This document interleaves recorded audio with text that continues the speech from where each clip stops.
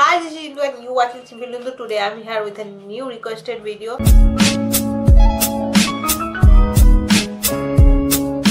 Video है sneezing video, तो चलिए शुरू किया जाए। रुमाल से करूंगी। तो रुमाल की जो कॉर्नर है मैं ऐसे बना ली है। तो अभी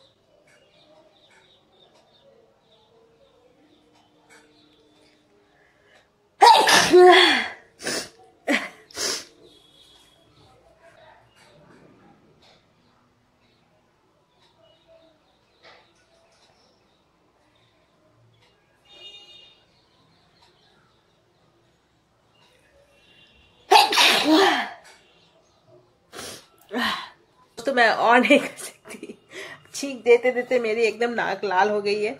तो